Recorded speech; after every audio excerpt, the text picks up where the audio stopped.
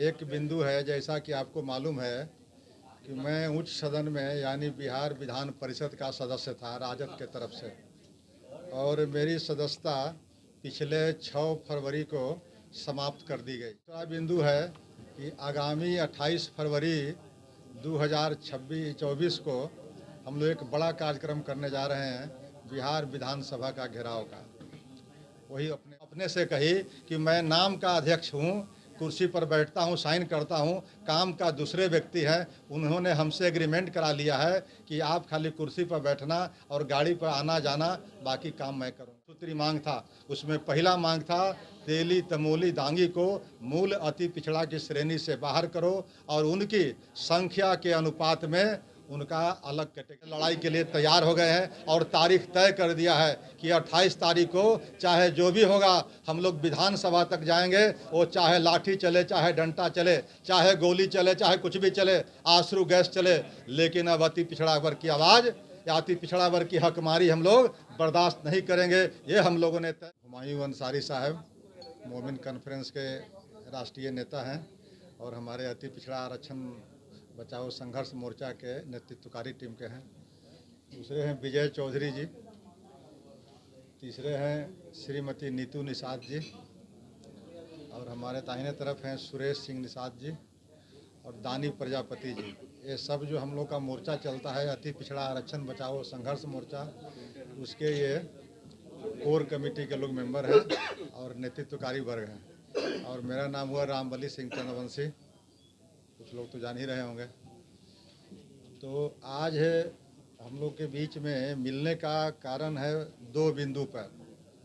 एक बिंदु है, जैसा कि आपको मालूम है कि मैं उच्च सदन में यानी बिहार विधान परिषद का सदस्य था राजद के तरफ से, और मेरी सदस्यता पिछले 6 फरवरी को समाप्त कर दी गई। उसका सीधा संबंध है हमारे उस आंदोलन से जिस आंदोलन के लेकर के हम लोग विगत 2015 से ये प्रयासरत हैं, आंदोलित हैं, कम और बेसी चल रहा है। उसका सीधा उससे लिंक है।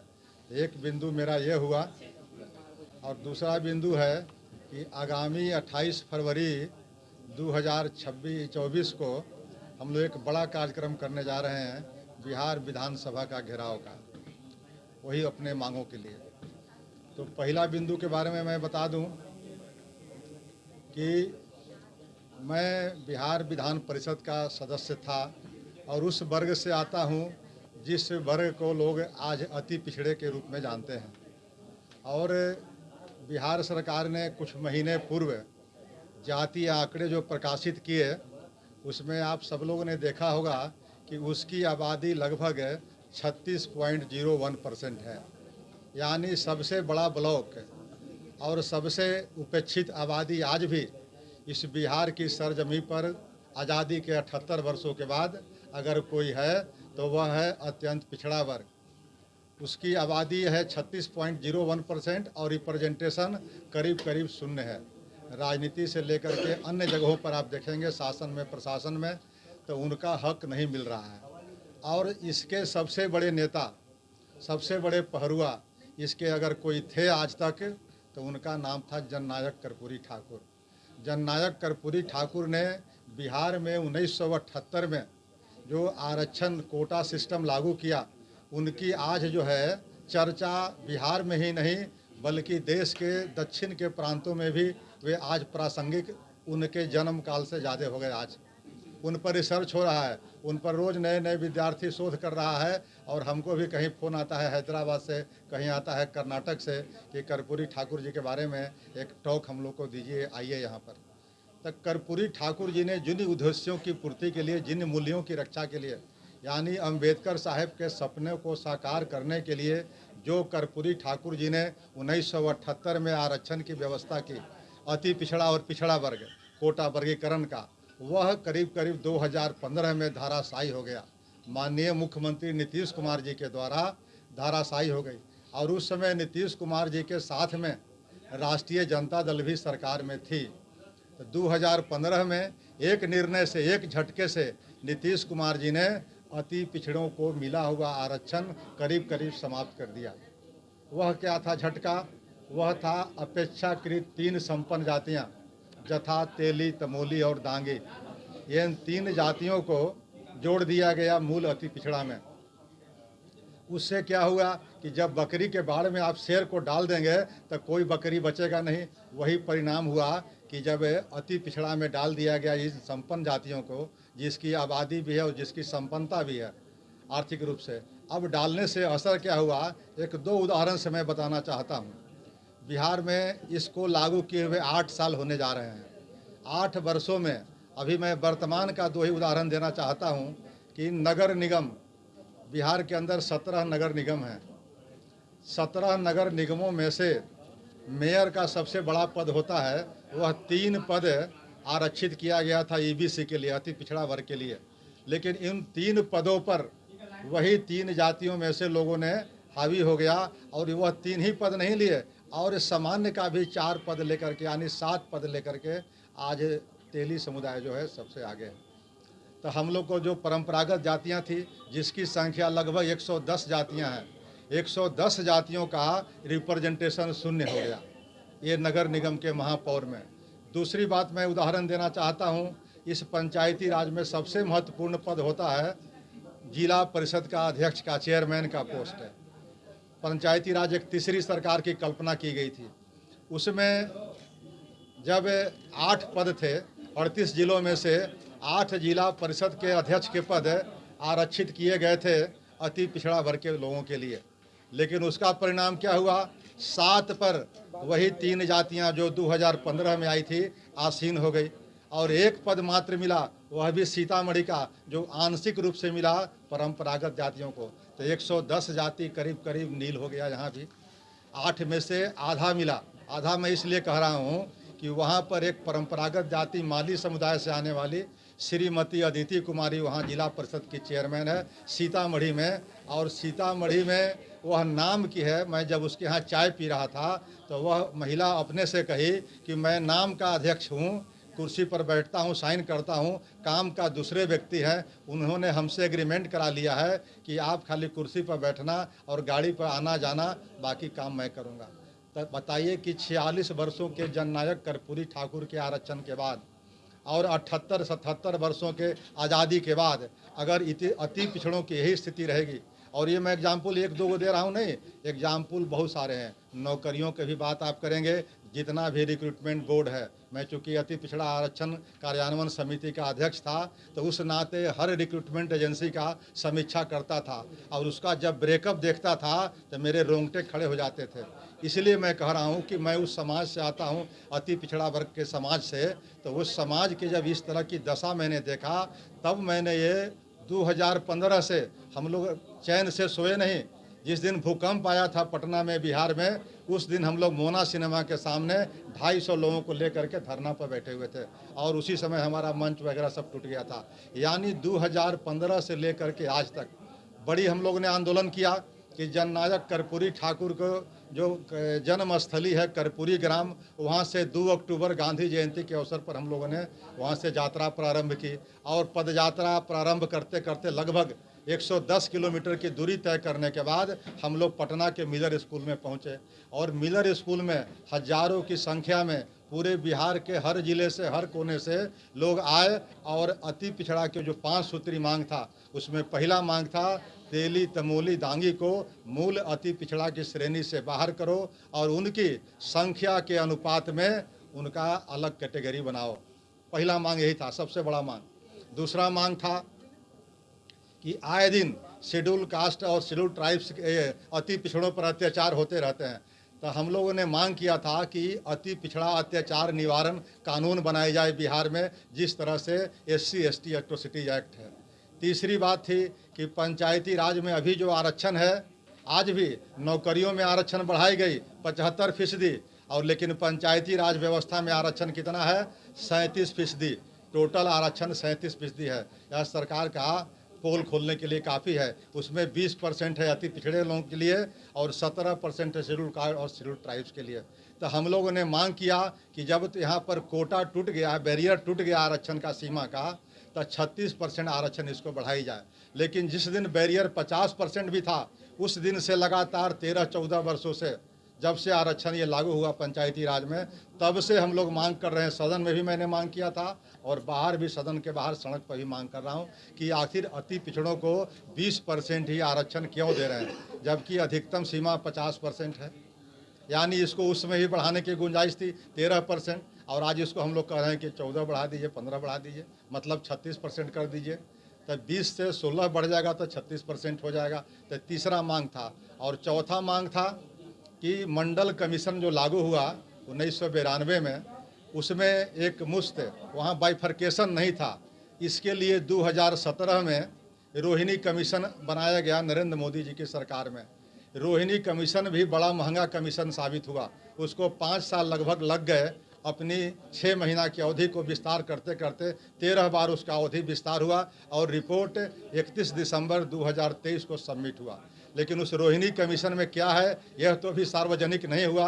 राष्ट्रपति महोदया के यहाँ वह रिपोर्ट लंबित है। लेकिन हम लोग अति पिछड़ा आरक्षण बचाओ संघर्ष मोर्चा के लोग यह मांग करते हैं कि उस रिपोर्ट को सार्वजनिक किया जाए और रोहिणी कमीशन जो का रिपोर्ट है वो कर्पूरी फार्मूला के तर्ज पर अति पिछड़ा और पिछड़ा का वर्गीकरण किया जाए, ताकि हजारों जातियाँ उसे फायदा लेने में वंचित रह गई है। और पांचवा जो मांग था, जिसमें आधा मांगे हम लोग की पूरी हो गई। आधा मांगे क्या था कि जननायक कर्पूरी ठाकुर को भारत रत्न दिया जाए।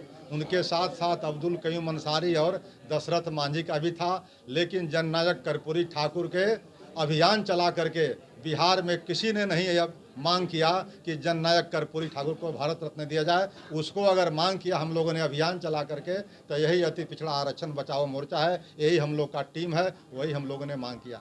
इन 5 सूत्री की मांगों के लिए जब हम आंदोलन को मुखर किए, तब वर्तमान सत्ता को नागवार गुजरा और हमें सदन से सदस्यता से ख़त्म करने का कुत्सित प्रयास किया। इसलिए मैं कह रहा हूं कि दल की सदस्यता और सदन की सदस्यता के दोनों अलग अलग नियम हैं। अभी तक मैं दल से निष्कासित नहीं हूं, लेकिन सदन से निष्कासित कर दिए गए। आप लोगों ने अभी देखा होगा कि 3 विधायकों ने फ्लोर क्रॉस किया, व्हीप का उल्लंघन किया। लेकिन मैं बता देना चाहता हूं कि इन 3 विधायकों का 1-1.5 साल आने वाला समय तक भी, जब तक विधानसभा का टेन्योर होगा, तब तक भी उनका सदस्यता खत्म नहीं की जाएगी। इसलिए कि उनको ख़त्म करने वाले लोगों का संरक्षण प्राप्त है। लेकिन मैं जिस वर्ग से आता हूं, उस वर्ग का संरक्षण प्राप्त नहीं था। इसलिए जहाँ संविधान की गला घोटी गई, प्रजातंत्र की हत्या की गई और मेरा सदस्यता समाप्त कर गया। यहाँ तक कि जो नेचुरल जस्टिस का तकाजा है कि मैं जब हटाया गया तो मुझसे पूछा भी नहीं गया कि केस का जो मेरिट है उस पर डिस्कशन भी नहीं हुआ और अचानक एक चिट्ठी दे दी गई कि आपकी सदस्यता समाप्त कर दी। हालांकि इसलिए हुआ कि मैं 110 जातियों का 36% आबादी का आवाज़ बन रहा हूँ। आज उसकी हालत क्या है? दलितों के भी बात करूंगा। अभी राज्यसभा के चुनाव आपने देखा, राज्यसभा के चुनाव में क्या फिगर है? 16 गो बिहार से जाते हैं, 16 गो बिहार में से जाते हैं। उसमें दलित की जो आबादी है लगभग 20% है, आज शून्य है। एक भी राज्यसभा का मेंबर दलित समुदाय से नहीं है। और ईबीसी की बात करेंगे दल के आधार पर, तो आरजेडी का सबसे 6 गो है राज्यसभा का मेंबर, लेकिन 6 में एक भी ईबीसी दलित नहीं है। और वहाँ कौन है? तो जादव हैं। वहाँ कौन है? तो मुस्लिम है। वहाँ कौन है? तो भूमिहार हैं, वैश्य हैं। जबकि राज्यसभा और विधान परिषद का यह परिकल्पना थी कि जिनका रिप्रेजेंटेशन कम होता है, इनएडिक्वेट होता है, उनको दिया जाए प्रतिनिधित्व। लेकिन जिनका रिप्रेजेंटेशन अपनी संख्या से अधिक है, उन्हीं को दिया जा रहा है। दूसरे तरफ जेडीयू में देखेंगे तो वहाँ भी वही हालत है। वहाँ भी 4 है, 4 का ब्रेकअप देखेंगे, वहाँ भी एक भी दलित नहीं, एक मात्र अति पिछड़ा है। बीजेपी के देखेंगे उस हिसाब से तो सबसे अधिक सोशल इंजीनियरिंग अगर कोई कर रहा है आज की तारीख में तो वह बीजेपी है। बीजेपी का ब्रेकअप देखते हैं राज्यसभा का 5 में तो 3 ईबीसी है, 5 में से 3 ईबीसी, 1 भूमिहार, 1 ब्राह्मण। तो बीजेपी तो ज़्यादा नज़दीक है सोशल इंजीनियरिंग के, यानी ईबीसी का रिप्रेजेंटेशन देने से। लेकिन दलित का रिप्रेजेंटेशन बीजेपी ने भी नहीं दिया है। उसी तरह आप बात करेंगे एमएलसी का या एमएलए का, तो एमएलए में 88-89 हम लोग को बनता है 243 में 36% आबादी का। लेकिन उसे 90 के अनुपात में आज देखेंगे तेली और दांगी को लेकर के मात्र 30 सदस्य हैं। अगर उनको घटा दिया जाए तो 20 ही सदस्य बचते हैं। तब 20 सदस्य का यहाँ भी करीब करीब 70 सदस्यों का हकमारी है। आपने इस्तीफा खुद दिया एक मिनट पूरी बात कह देता हूँ। एमएलसी में भी देखेंगे तो 75 सदस्य हैं। 75 सदस्य में आज मात्र ईबीसी के 6 सदस्य हैं, और मैं जिस दल में था उस दल में 14 सदस्य थे और ईबीसी का एक अकेला था। लेकिन एक अकेला ईबीसी का सदस्य भी हमारे दल के मुखिया को और दल को ये नागवार गुजरा, और हमारी सदस्यता आनन फानन में गलत ढंग से प्रजातंत्र के गला घोटते हुए समाप्त किया गया। तो एक तो मेरा सवाल ये था जिस पर मैंने चर्चा की, और दूसरी सवाल है, उन लोग को शायद समझ थी कि रामबली जी की सदस्यता अगर हम सदन से समाप्त कर जाएंगे तो रामबली जी सरेंडर कर जाएंगे और घुटने टेक देंगे, आंदोलन समाप्त कर जाएंगे। लेकिन मैंने उस समय भी अलग अलग मीडिया के इंटरव्यू में कहा था कि एक बार नहीं दर्जनों बार अगर मेरी सदस्यता जाएगी तो उसकी परवाह नहीं है, लेकिन जो लड़ाई को लेकर के हम लोगों ने कमर कसा है और जो नाइंसाफ़ी हो रही है आज़ादी के 76-77 वर्षों के बाद भी, उस न्याय के लिए हम लोग अंतिम मुकाम तक, अंतिम सांस तक लड़ने का काम करेंगे, और बल्कि और हम लोग मुखर होकर के इस लड़ाई को लड़ेंगे। इसी का परिणाम है कि आगामी 28 फरवरी को बिहार विधानसभा का घेराव करेंगे हम लोग अपनी उन्हीं 4 सूत्री 5 सूत्री मांगों के लिए। उसमें पहला मांग है तेली तमोली दांगी को मूल अति पिछड़ा से बाहर करो। उसके बाद एमएलसी का 75 सीट में मैंने चर्चा किया कि मात्र यहाँ पर 6 हैं और मिलना चाहिए था कितना 75 में 14, तो 14 के बदले आज 6 हैं। तो आप समझ सकते हैं कि आज़ादी के इतने वर्षों के बाद भी अगर जो आपने आंकड़ा जारी किया है, तो आंकड़ा जारी करने वाले सरकार में चाहे जो थे, उस समय लालू प्रसाद यादव भी थे, तेजस्वी यादव भी थे, नीतीश कुमार जी थे, आज भारतीय जनता पार्टी भी साथ है। तो आंकड़ा अगर सही है तो इस आंकड़ा की जिम्मेवारी भी सरकार को लेनी चाहिए। लेकिन आप कौन सी कदम उठा रहे हैं? अभी राज्यसभा का मामला आया तो कहाँ से जेडीयू ने, कहाँ से आरजेडी ने उस पर अमल करने का काम किया? क्या नहीं किया। इसलिए आंकड़ा जब आपने बताया है तो उस वर्ग के हकदार भी बनता है और उस वर्ग की जिम्मेदारी भी लेनी पड़ेगी आपको। और अगर जिम्मेदारी नहीं लेते हैं तो यह 36% जो अति पिछड़ा है, मेरा तो मानना है कि 36 नहीं 40% है। लेकिन अगर आपके आंकड़े के मुताबिक भी 36% अगर आबादी मानते हैं तो 36% आबादी अब हाथ पर हाथ धर के बैठने वाला नहीं है, अपना हक लेकर के रहेगा। इसके लिए हम लोगों ने कमर कस लिया है और तैयार हो गए हैं। दूसरी बात जो है, आगामी जो 28 फरवरी का दिन है, हम लोगों के इतिहास के लिए हम लोगों ने लड़ाई के लिए तैयार हो गए हैं और तारीख तय कर दिया है कि 28 तारीख को चाहे जो भी होगा हम लोग विधानसभा तक जाएंगे। वो चाहे लाठी चले, चाहे डंडा चले, चाहे गोली चले, चाहे कुछ भी चले, आंसू गैस चले, लेकिन अब अति पिछड़ा वर्ग की आवाज़ या अति पिछड़ा वर्ग की हकमारी हम लोग बर्दाश्त नहीं करेंगे। ये हम लोगों ने तय कर लिया है और उसी लिए अपने सर में कफन बांध करके पूरे बिहार के अति पिछड़ों को हम लोगों ने आह्वान किया है कि आगामी 28 फरवरी को अपना शक्ति दिखा दीजिए। आज 4 करोड़ से ऊपर हमारी आबादी है बिहार के अंदर। 14 करोड़ आबादी में से 40% आबादी अगर जग जाएगा तो वो अपना सत्ता अपने दम पर ले सकता है। लेकिन आज हमको झकझोरने की कोशिश की जा रही है। आज हम लोग भी अब कमर कस के तैयार हो गए हैं और आगे आने वाला जो लड़ाई होगा, हम लोग की लड़ाई अब आर पार की लड़ाई होगी। अति पिछड़ा के जो हकमारी करेगा उसके हम लोग खिलाफ हैं। किसी पार्टी विशेष के हम लोग बहकावे में या इसके इशारे पर नहीं है। हम लोग अपने ज़मीर से यह लड़ाई हम लोगों ने छेड़ा है और आने वाला समय में यह लड़ाई और मुखर होगा और सड़क पर होगा। बल्कि इसीलिए हम लोग ने आज कहाँ पर शक्ति प्रदर्शन करेंगे? पटना की सड़कों पर हम लोगों ने गांधी मैदान से शुरू किया है। गांधी मैदान से लेकर के जहां तक हो सकता है वहां तक जाएंगे। जितनी हम लोग की ताकत होगी, जितने बाजू में हम लोग की शक्ति होगी, विधानसभा तक जाएंगे? विधानसभा के अंदर तक, विधानसभा के अंदर तक जाने का हम लोगों ने मन जज्बा है। विधानसभा तक ही नहीं, अगर जो होगा उसका परिणाम, लाठी चलेगा, गोली चल सकता है। आज़ादी की लड़ाई एक तरह से हम लोग की है, उसी तरह से अति पिछड़ों की दूसरी आज़ादी की लड़ाई हम लोग लड़ रहे हैं। अभी तक अति पिछड़ा का जननायक कर्पूरी ठाकुर के बाद एक भी नेता ऐसा नहीं हुआ जो मुखर होकर के लोगों से आंख में आंख मिला करके बात करे। लेकिन अब हम लोगों ने तैयार हो गए हैं हम लोग कि अब जो दबंग जातियां हैं, जो अति पिछड़ों को हकमारी कर रही है, उससे लड़ने के लिए हम लोग बिल्कुल तैयार हैं। और आंख में आंख मिला करके नहीं, बल्कि सीने में सीने मिला करके भी लड़ने के लिए तैयार हैं। आपने कहा बीजेपी का सोशल इंजीनियरिंग पसंद आने लगा है, तो ये माना जाए कि आप कमल थामने वाले हैं? बीजेपी उस समय तथा कथित आरजेडी और जेडीयू के लोग कहते थे कि रामबली जी आंदोलन कर रहे हैं तो लगता है कि बीजेपी के एजेंट हैं। इसीलिए मैंने कहा कि अभी तो बीजेपी सरकार में है, फिर भी मेरा आंदोलन हो रहा है।